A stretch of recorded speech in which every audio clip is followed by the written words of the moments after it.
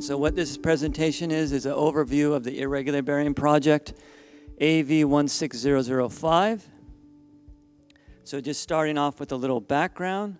So one of the major challenges in avocado production is meeting this 32 tons per hectare theoretical yield potential as estimated by Nigel Wolstenholme.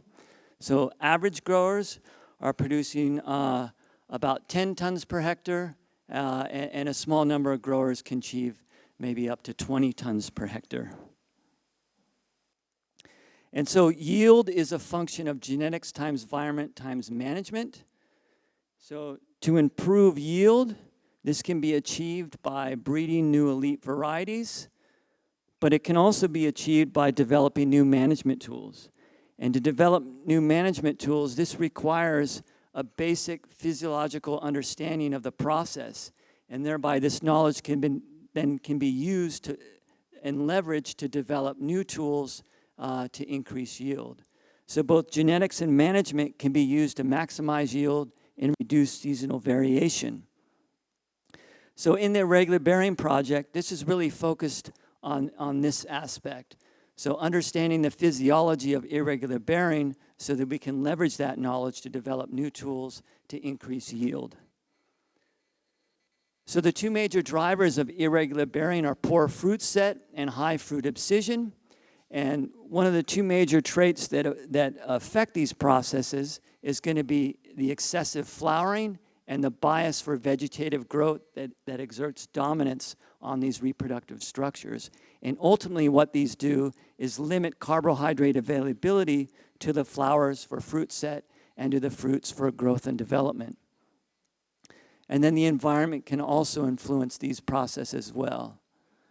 So the focus of the irregular bearing project is trying to understand the physiological drivers of fruit abscission. And so one of the first things we did in this project is characterize the seasonal patterns of fruit abscission. And the reason for this is we want to determine at what point in the season should we target for management intervention. So we performed a trial in Western Australia and back in 2019, 2020. And what we find at this orchard is that there's an early fruit abscission event in which on average trees drop about 63% of the crop, and then during the summer there's another 24% increase in fruit abscission. We've done trials in Riverland in 2020, 2021. In this graph we're only looking at the summer fruit drop, so we didn't capture any early fruit abscission event, but what we find there is on average trees are dropping about 47% of their crop. So reducing summer fruit abscission therefore has the potential to increase tree productivity at 24% or greater. So in this irregular bearing project, we asked two questions about what are the physiological factors at the tree level and at the fruit level that are resulting in fruit abscission. So one of the things we addressed was this hypothesis that tree carbohydrate status influences summer fruit drop. And we addressed this using two different trials. One was to perform a defoliation trial where we remove all the new vegetative growth. And the other was to perform a shading trial where we cover trees in a shade cloth that blocks 80% of the light. So we monitored fruit abscission and control in treated trees. And in both graphs, this black line indicates the average for the control trees. So over the course of these two trials, the control trees dropped anywhere on average between 8 to 10% of their fruit. Defoliation is a very aggressive treatment to induce fruit abscission, as shown here. So after 10 days, you get a significant drop in fruit abscission, where the average abscission rate is 97%. Shading does induce fruit abscission, but it's highly variable and not as aggressive as the defoliation. So these individual colored lines indicate the four trees. So for example, tree A dropped less than 30% of their fruit, whereas tree B dropped almost 80% of the fruit. So we know from the literature that stem starch levels fluctuate with both vegetative and reproductive growth. So in these trials, we collected and analyzed starch and sugar levels in stems over the course of these two trials. And what we find from this is that there's a significant decline in stem starch levels prior to these abscission events. Moreover, what we find with defoliation, the more aggressive a treatment, we not only see a significant decline in starch, but also sucrose and persitol. And so these three carbohydrates could be useful tools to assess tree carbohydrate status in the field. So in summary, our results support a hypothesis that trees are adjusting their crop based upon the carbohydrate status of the tree. And as I've talked about earlier, that dominance interactions also influence fruit abscission as well. So dominance interactions between vegetative shoots and fruits, among fruits, and possibly between branches. So one of the key achievements that we found in the irregular bearing project was discovering that fruits undergo growth arrest prior to abscission. So we've analyzed this in over 6 trials, and I'm just showing the data from one of these trials where we utilize fruit dendrometers. And so what we do in this process is by using these fruit dendrometers, we can get daily changes in the diameter of fruit. And from that, we can calculate growth rates over the course of the trial. Now, during this trial, fruits will undergo abscission at variable time points. And so what we did was we combined this data, and what we find is that when fruits undergo abscission, they first undergo growth arrest, a shrinkage, and then they drop off the tree. What we also find is that seed coat senescence, which is a key feature of abscission, occurs at the time or just after growth arrest. And so based upon these findings, we can come up with a developmental pathway that describes summer fruit abscission, where fruits first undergo growth arrest, followed by seed coat senescence, and then finally fruit abscission. And so fruit abscission is really a secondary event, and if we want to manage fruit abscission in the field, we really need to be focusing on how to manage this thing, fruit growth arrest. So throughout the project, we wanted to ask questions about what's regulating fruit growth arrest and how this can be managed. One of the first questions we asked was whether or not fruit growth arrest involved changes in the water potential. And if that did, irrigation strategies could be used to manage this problem. So we measured fruit water potential in fruits with a normal growth rate, here in black, and fruits undergoing growth arrest, here in red, and then we also did leaves. And what we find is there's no differences here.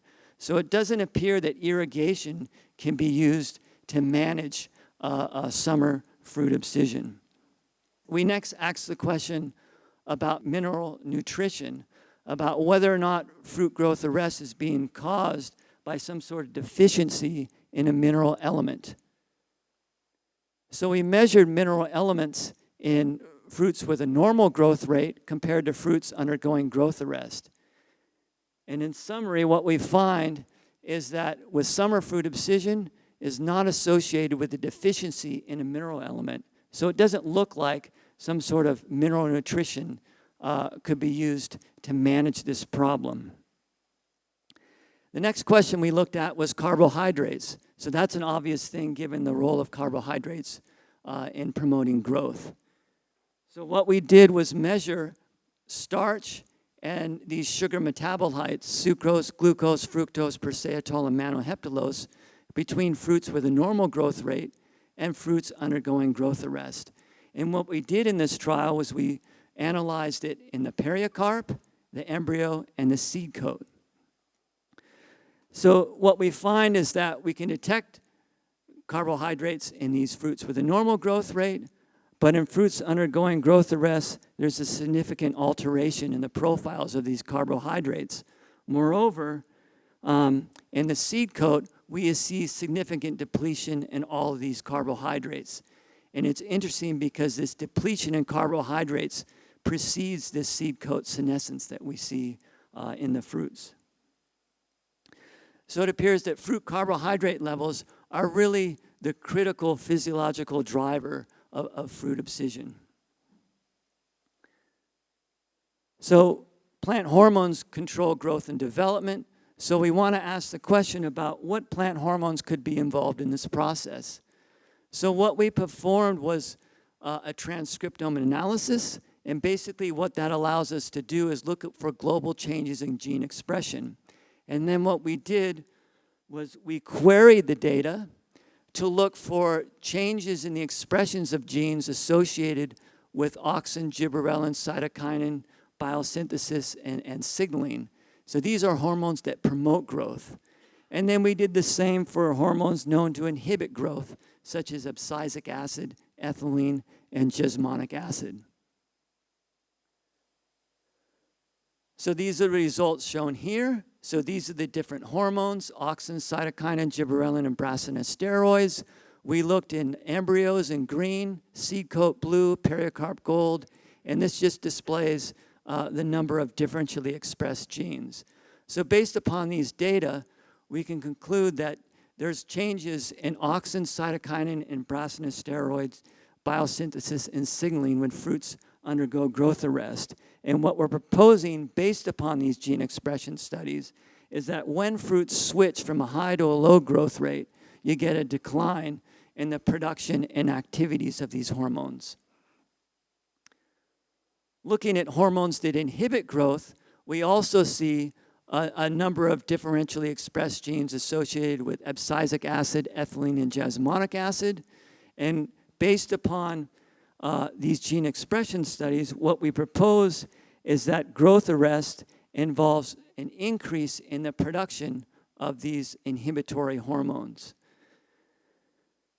So the next phase in this project is to try to determine the hormone signaling networks. So right now we've got 7 hormones implicated in this process, and likely an 8th strigolactone.